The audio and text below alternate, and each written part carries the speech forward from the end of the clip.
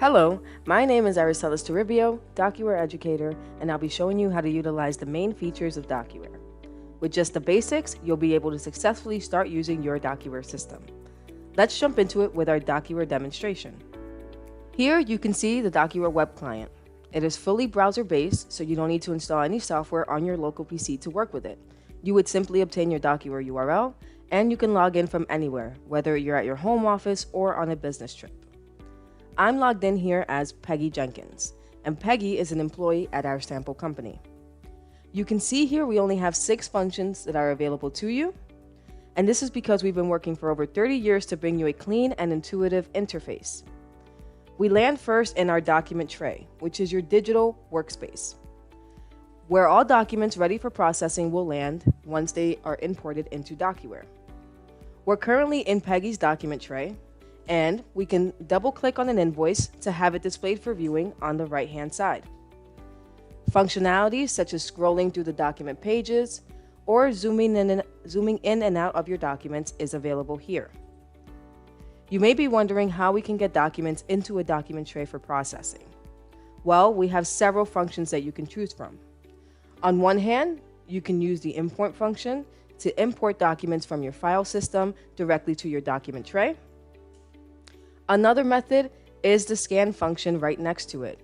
If you have paper-based documents, you can connect a scanner and start digitizing your documents this way.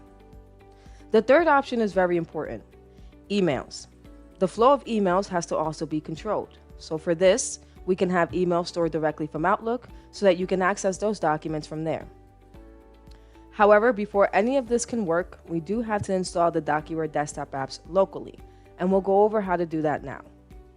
We'll go to the main menu and select Desktop Apps, and then we'll go to select the option to install the desktop apps. Now, once they are installed, the next step would be to connect to your desktop apps. Once this is done successfully, all functions will be available to you, and you can start processing documents into your document tray. Another function to use in the document tray is the View function. Right now, I currently have a thumbnail view set up, but if maybe I had a lot of documents sitting in my document tray, I can change that to a table view.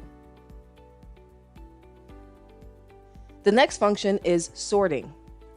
You have sort options, so you can pre-sort your documents in your document tray and prepare them for storing. We will now go from processing a document in the document tray to storing the document to a file cabinet. You can see in this case, I have some documents here, such as an invoice from US Steel. I can actually select several documents at a time for bulk storage, but in this case, we're just going to select the one. When clicking on the Store button, we can see there are several file cabinets here, such as the Accounting file cabinet with the Accounts Payable dialog. Let's see another method to achieve the same result. I can change my view so that the file cabinets are now listed in the middle, same dialogues and same file cabinets. And what I can do now is select my invoice and move it into my Accounting file cabinet. You can see now on the left-hand side, the indexing dialog has opened up, and in this case, all necessary data for the incoming invoice has been assigned to necessary fields, such as the company name, the invoice number, or the invoice date.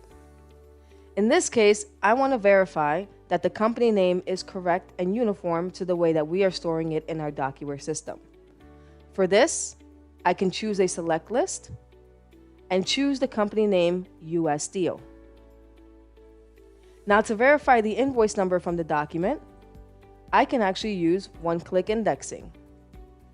So what I can do is, using one-click indexing, we'll go to the document on the right-hand side, find the invoice number, and then using one-click indexing, select that information, and you can see it was already transferred into our index field, easily and conveniently. Now that we verified that information, we can store the document.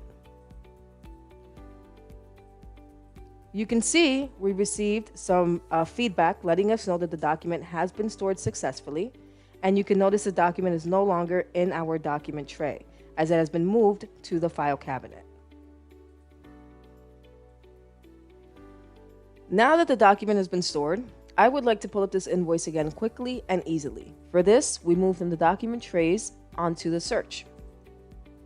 With the search button, I get a drop-down menu with several search dialogues, and because I'm looking for invoices, I'm going to choose the corresponding search, Invoice Search.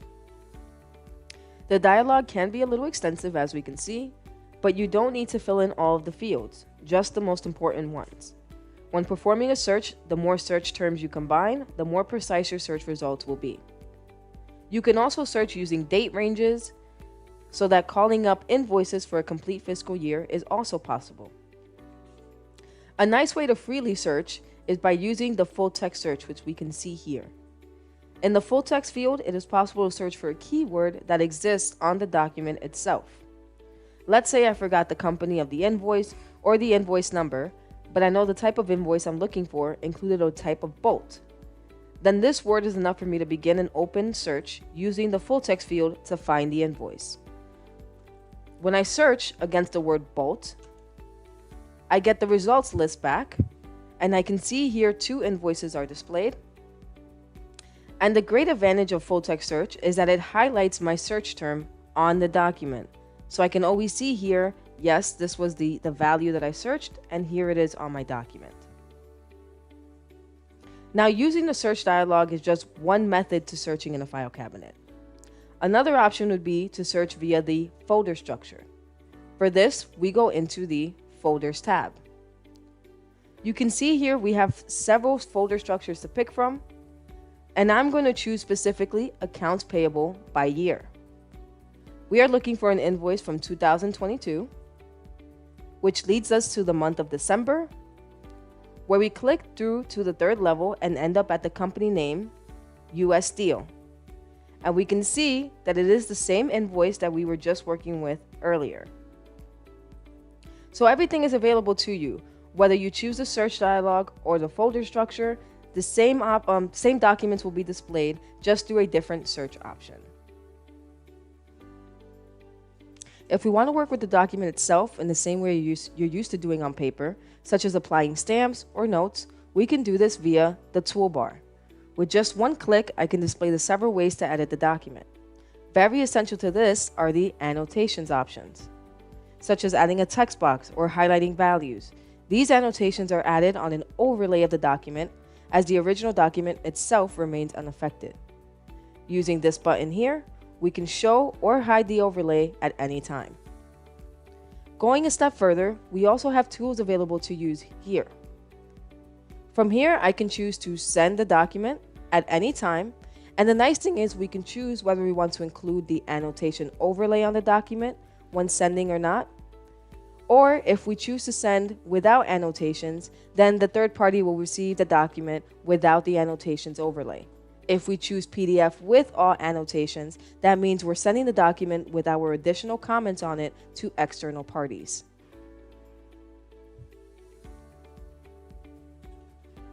If you're thinking that your toolbar might look different or is missing certain functionalities, I'm going to explain why this could be. Let's go to our main menu dropdown and click on Profile and Settings. You can see here your profile and settings, where we can edit our personal data amongst other things. On this tab, you simply see the first name, last name, email address, salutation information, making it easy and convenient for you to change your personal information at any time. Let's move on to the Security tab. Here, of course, you can always change or update your password whenever needed. In the Document Trays tab, if you're ever wondering if you have access to a document tray or not, then you can take a look in here and you can always see what document trays are available to you. You can also use the eye function to show or hide the document tray at any time. So if you say, I don't really need this particular document tray because you don't work with it so often, then you can simply deactivate it here. And of course, at any time, you can always activate it again. The same concept applies to our Search tab, where I can deactivate or activate search dialogues, and of course, change listing order. Let's move on to the Viewer tab. Here, you can adjust your toolbar. Using the same concept, you can show or hide certain options or individual tools. For example, under the display, I can see here I have the option to rotate the page left for viewing. But if I know that I don't usually use this tool and I never really have to do this function, then I can simply deactivate or hide that tool. And you can do this for any tool. Simply hide the functionalities that you do not use and keep the ones that you work with every day. Also in this tab, you have viewer options. The first option is how we have been working together today, with the viewer on the right-hand side of the screen. If for some reason, let's say you work with 2 screens perhaps, and you would like to see the entire document on one screen, then simply select the option to have the DocuWare viewer open in a new window. This is also an option that you can change at any time. The important thing to remember is that the changes you make here only affect your workspace. So that means every other colleague will not be affected, and every colleague sets their own preferences. Well, viewers, as you can see, it's very easy and intuitive to use the DocuWare web client. Not only that, but newcomers can get started immediately and be productive right from the start. If you want to learn more about DocuWare, check out and subscribe to our YouTube channel, where you'll find other exciting webinars like this one. Thank you very much for your attention, and make sure to leave a comment or a like if you enjoyed this video. We'll see you next time.